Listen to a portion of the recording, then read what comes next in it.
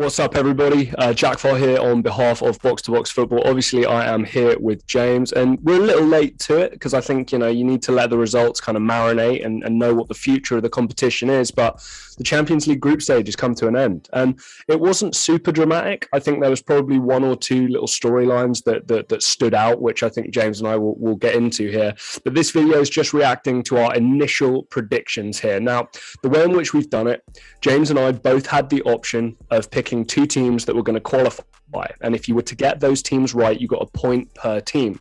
So there's obviously 8 groups, so you get a maximum of 2 points per team. So first of all, what I'm going to do is go through each group, see who James and I both picked, see what we did, how we, if we got it right, maybe some reasons why we got some wrong or some that we're happy with and want to pat ourselves on the back. But James, any kind of initial takeaways from the Champions League group stage that you just want to hint on? Damn, I'm terrible at predictions. You and me both. By the sounds of it, I like to think majority of the ones were obvious and I didn't get wrong, but a few of them I'm a bit like, I messed up. But a couple of them I'm like, it was a shock. So I'm not that upset. But let's get into it. Let me get shocked by my decisions that I made. The thing is, mate, I think that I would imagine, I've not done the research, but I would imagine that there's not been a single year where the two favourites from every single group have gone through. Do you know what I mean? So you're always going to have to pick an upset somewhere. But anyway, without any further ado, we're going to start off actually incredibly strong, James, with, to be fair, a group that if you had gotten wrong, I'd have been a bit disappointed in you. You and I both picked PSG to go through at the top of Group A and Man City to go through second. We both had the exact same there. I think obviously the Messi factor, Mbappe factor, Neymar, like all those three guys, what else would you have been expecting? Sergio Ramos, Donnarumma, Hakimi, etc., etc.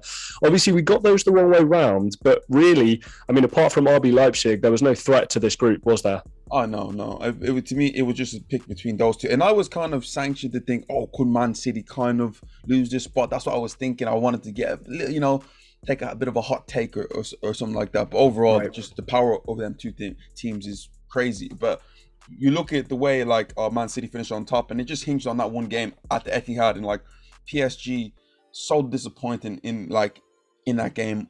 Right. Overall, and if I'm being truthfully honest, they are deserved second place, but a disappointing second place at the same time. Because Man City, to me, overall in this group was by far the best team.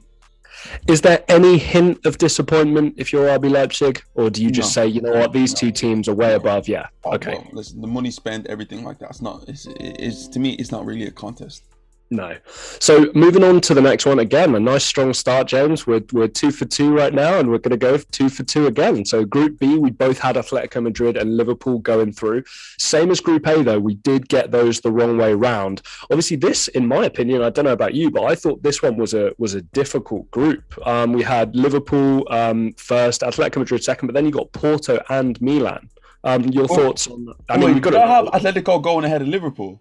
Yeah, you did. We both had Atletico ahead of Liverpool. What was I thinking? Oh my days! The fact that Liverpool won 6 out of 6 in the first English team to do that was outstanding. Atletico, they didn't just go through; they went through by the skin of their teeth. Skin of their teeth, Atletico, right? Madrid style, but damn, that's a big L for me putting Atletico ahead of Liverpool. That's a serious. That's a serious error. You still got the point, though. We still got the points, but that's serious for me.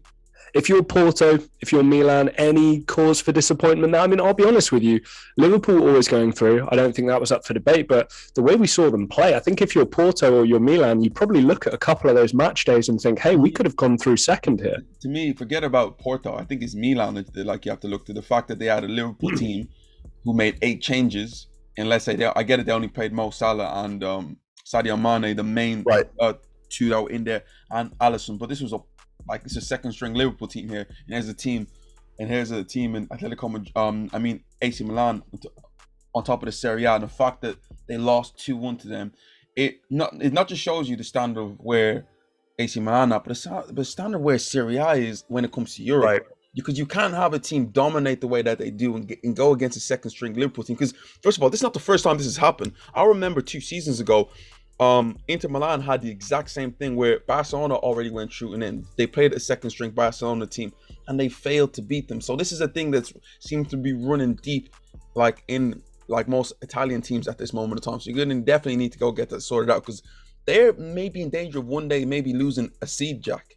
You Oh, know, 100%, 100%, Jane. And and I think that, again, little teaser for a video. Hopefully, we'll have coming out a little bit later. We're going to be talking about this. There's the dominance of one league right now, and obviously that's going to be at the cost of the other league because UEFA are going to want to make their money. So we're good, James. We're 4 for 4. We're killing it. We're loving life. We move on to Group C, and this is the first of two Hold That L presented by whoever the hell's going to sponsor this video. Maybe me. I'll sponsor this video. And the Hold That L goes to Jack because, James, you were right with one. You got Sporting Lisbon going through.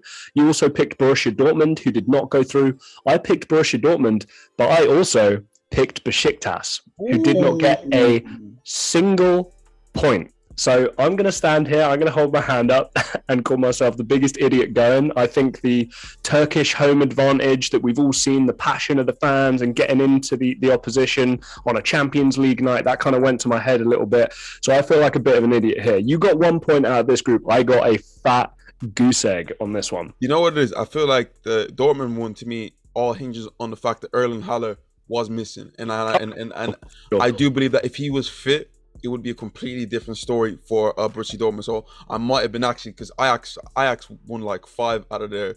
Actually, they might have won all 6 games. They won all 6, but this wow. is and this is basically where I wanted to lead the conversation because I think that Dortmund, obviously, you point to Erling Haaland, and yeah, again, the guy's an absolute, the guy's a freak show. I think for my money now, if I'm building a team around one player for the next 10 years, I'm forgetting about Kylian Mbappe right now. I'm picking Erling Haaland. That's my guy. He's big, strong, fast. The debate will be coming soon. All right. Yeah, there you go. But that's the kind of level of talent that I think he has, and I think he'll just skyrocket going forward. Ajax, I mean, even me trying to be like, oh, there might be an upset in this group because they're quite evenly matched. I didn't even consider Ajax. I mean, James, where do you think we dropped the ball on this Ajax team? Jack, I think everybody dropped the ball on this because Ajax always come up with the surprise. We all backed them the last 2 years after their heroics in 2019. But Jack, forget about like going through and finishing top. The fact that they won all 6 games convinced Jack they batter teams. Right. Like, listen, no team should want to play against Ajax in the next round. I am telling you right now, because you know when Ajax get ahead of steam, you've seen what they did 2 years ago. I won't be surprised if they do well in this league, this year's competition, and we see more of their players just go to half the team. Right. Like listen, when they get going, they are very, very hard to stop.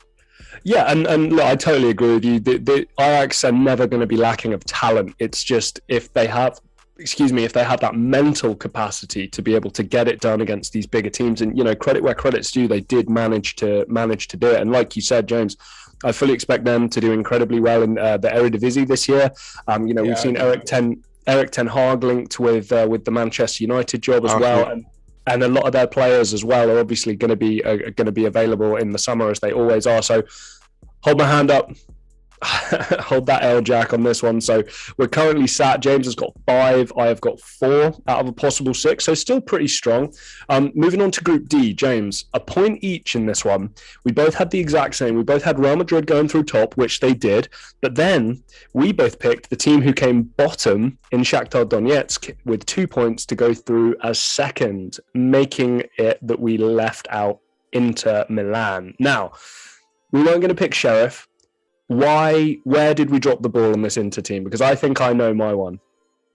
I just think the fact that they have failed on so many occasions, right, to go through, and the fact that Real Madrid last year struggled against Shakhtar Donetsk last season. I think they played them twice, lost twice, and Shakhtar overall I feel like had the capacity to, beat Inter Milan. Sheriff were a big shock. They started off the Champions League campaign like a house on fire, died down at the end. I think they finished third in yep, 7 points, which is still incredible. I feel Inter Milan finally, do something. But I like going into the next round, Jack. I generally expect nothing from them if they get a big side. I'm not gonna lie, but I'm shocked that I actually went away from Inter, but I can understand why. I did pick against Inter. I'm not gonna take the biggest L on that one person. No, neither am I. I'm not mad at my, previous self for that. I mean, I think, Shakhtar did underperform, and I think the Inter have, overperformed from what I was expecting. I've got to be honest. The players they lost, manager they lost, the position I thought Inter might be in, I did not expect them to achieve this. Now, it's only 10 points, 3 wins, a draw, 2 losses, 50% win rate, in a group with Sheriff and Shakhtar Donetsk and a Real Madrid side who, doing pretty well, but this is not the Real Madrid of the three-peat, right? It's not the same proposition. So I think that Inter can probably pat themselves on the back, but we definitely dropped the ball on that one. So James still ahead by 1 point for that one. We both take a point. Moving on to Group E. Now, obviously, this is going to be the one where the hottest conversations you would imagine happen. Shockingly, James and I did both pick Bayern Munich to go through first. Bayern Munich are my favourites for the competition this year. I do think that they're kind of just simmering under the water there. Nobody's really talking about them, and I do think they're an incredibly strong outfit. But James and I, despite all the problems, we did both pick Barcelona to go through in second. Now, Benfica beat them to the post by a point in the group. Barcelona finishing third. Dynamo Kiev, of course, whipping boys, 1 point in bottom. Bayern Munich, also another team this year who won all 6 games. Wow. James, Barcelona, what are we saying? Barcelona, I'm shocked because you look at the 2 teams that they were against, Benfica and what was the second team, Jack? Dynamo Kiev. Dynamo Kiev. I think they won both games against Kiev. But when I look at Barcelona, should you be shocked? Jack, when you only scored 2 goals in 6 games, do you expect to go through? Do you actually deserve to go through? Like let's be truthfully honest, Jack. The game against Benfica, the second leg, the fact that, Barca played well, but Benfica also had a chance late on in the game to win it with an open goal, and the guy somehow misses it. Yeah. Like you going away to Bayern, you know what Bayern are like when they see Barcelona right now. It's licking their lips. Literally, it's like a lion when he sees meat. You just know it's just going to get destroyed. And Barcelona, to me, the whole crisis thing has been officially complete, because Barcelona, to me, at this moment of time, are no longer an elite team. A club, right. Yes, they are, but as a team, they are no longer an elite team in Europe, and this just confirms it. They really dropped the ball. I think that they gave Benfica the what's called against second place. The fact that Benfica only needed 8 points, what does that tell you? That's bad.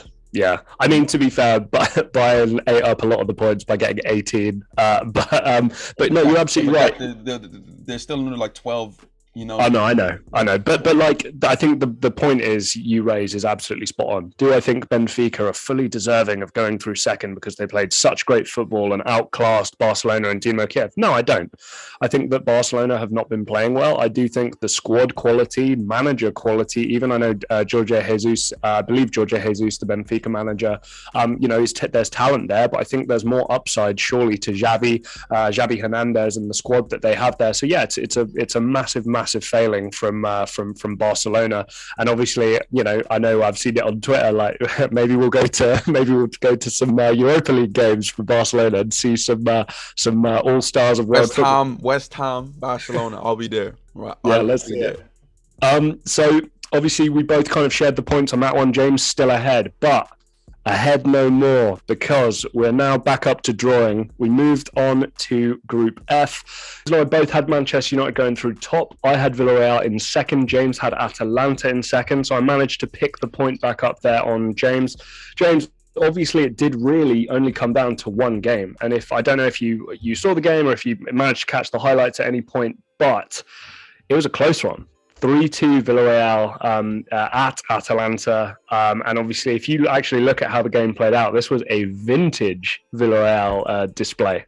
Yeah, but the fact that they were 3-0 up already and Atalanta only scored 2 late goals tells me that Villarreal were in control for the majority of the game. I'm disappointed in Atalanta. Another Italian team goes out. I think it's only Juve that's going to be representing them there, so they really need to be worried at this moment, Tom. To me, it's a big shock. It's a big shock because I look at Villarreal, Unai Emery. He's more of the Europa League specialist, and now on to the next round. I feel like it's huge for them because the fact that they went through the back door, winning the Europa League, and now they're in the knockout stage. To me, that this must be a huge coup for a team who, 15 years ago, we were in the Champions League semi-final. So fair play to them. Yeah, absolutely. I mean, look, the only reason I managed to pick, the only reason I did pick Villarreal in the first place on this one, yeah, I think there is a little bit of imposter syndrome when a team like Atalanta is playing in the Champions League. And it's not a diss to that team. I think they will get there. Much like, we talked about this with West Ham in a recent video. They're playing at the top of their possible potential. And I think that that's something David Moyes has managed to do with West Ham. Similarly to Atalanta, this is a team that with their success over the recent years, second place in Serie A at points, winning the odd game they shouldn't be, making it into the Champions League. This is a team playing at top potential. There's not a lot better that they can get. So I think there's a level of imposter syndrome. And yeah, Villarreal, we know what's going to happen with Unai Emery. This is cup competitions. I know you say Europa League specialist. I just think in general, it's cup competition specialist. It's a hardworking team. This 4-4-2, we don't want the ball and we're going to take our opportunities when they come. So I've managed to pull myself back up to level with James here in Group F. Moving on to Group G. Now, Group C was where I got nobody correct. The beauty of Group G, James can join me in the losers circle here. James picked Sevilla and Wolfsburg, neither of whom went through on that one. I picked Sevilla and RB Salzburg, so I get 1 point. James, what happened in Group G? Wait, who finished top of Group G? Group G was Lille and Salzburg.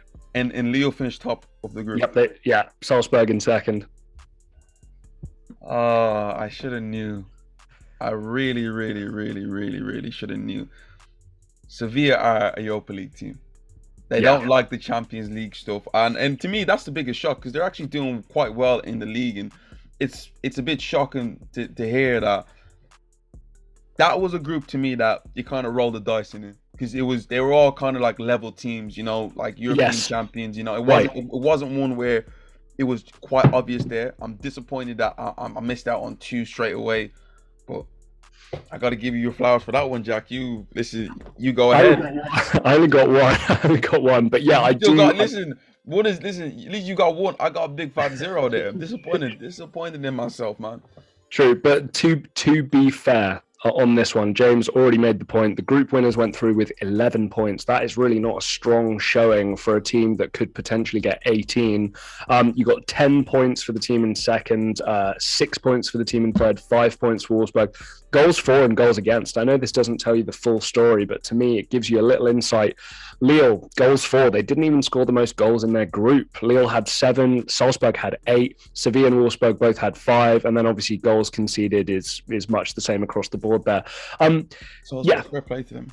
Yeah, tricky group. I think with Salzburg again, you're going back to looking at the model of Leipzig, looking at what they're capable of doing. And the reason why I picked them, James, if you look at the Austrian Bundesliga, they're top and they're absolutely dominating. And I think week by week, if you're a winning team and you have that kind of feel among, in the dressing room and you have that momentum, you take it through to Europe. You may as well just go for it. This is a team that isn't going to win the competition, but you must, see kind of blood in the water there. And with that winning mentality, why not go ahead and do stuff? Very disappointing for Sevilla, but I agree with you. I think, we talked about it with Atalanta. There is some imposter syndrome going on here.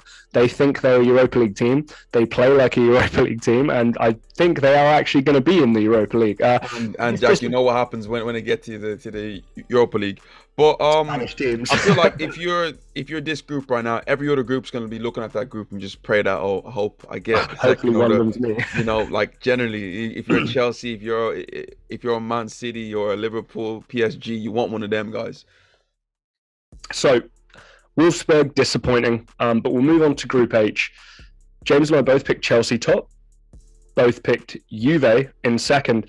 Juve did actually manage to get through top of this group, so we did get them kind of the wrong way around there, but we still, James, get both the points. Zenit and Malmo, I'm not going to waste too much time talking about them. I think we knew that this was going to be the group, much like Group A and Group B. We knew who was going to be going through here. Any comments on Juventus? Any comments on Chelsea? Obviously, Chelsea, these are the defending European champions. Chelsea dropped the ball on the final day. I feel like the importance of finishing top is huge. Just in case, because they could get a serious. Imagine if they get Bayern. Right, or Day. Madrid, Like Liverpool, seriously, City, yeah. like there's some serious damage that can be done there for Chelsea overall. But Juve, as bad as they've been this season, to finish top of their group, it says something. Sure. It really does. But again, I don't see them going far in the Champions League. But we'll take that one. So grand totals, and James, it's very, very close. You are by no means out of it. Out of 16 potential total points that we could have gotten, James is on 10. I am on 11, so I'm just sneaking ahead of James by 1 point. Courtesy, actually thinking about it, because we both obviously had a really, really bad group where we got nothing wrong and the other one got 1 point. The difference maker was actually Group F, where you picked Atalanta and I picked Villarreal, and that game ended up being 3-2. So James, it is neck and neck, and obviously, guys, we will continue doing these predictions into the knockouts and all the way through to the final as well. James, obviously, you did talk about PSG, I think, being your favourites when we initially picked them. I stuck with Bayern. I'm going to stick with Bayern. Seriously, I just think, I don't know, there's something about it this year where I just think Lewandowski with a poker under his ass, not winning the Ballon d'Or. I think he's going to be back with a vengeance, and that whole squad, Julian Nagelsmann, bit of energy there. I'm going to stick with Bayern. Still on the PSG bandwagon, or are we going to be shifting to Manchester? Listen, I hate to be a man changing my pick, but damn, PSG made it bad for me. They are a bad football team, Jack. They're just bad. I can't even lie. They go against a top team. I'm worried for them, but I'm gonna stick with them. But the team who I believe, who to me are the favourites now, in my eyes overall, is Liverpool. I just feel European football, Liverpool, the counter-attacking way, Salah, Mane, Thiago playing like Liverpool generally in Europe, the love affair with that, seriously. But let's see, guys. We got the knockout draw kind of coming up here pretty soon, which James and I will obviously be reacting to, and then we'll come out with our kind of first round of predictions on that one as well. But obviously, guys, comment section, let us know, who do you have winning? Have you changed your mind? James and I are still sticking with the guys we had from the get-go. James is, he looks upset about it, but James is still back in Messi, Neymar and Mbappe, so I think there's got to be some solace in that. But guys, let us know what you thought. If you did your own predictions, let us know how you did. Are you 16 out of 16, or are you a little closer to 10 and 11 like me and James? Drop a like on the video, please hit that subscribe button, and until next time, we'll see you.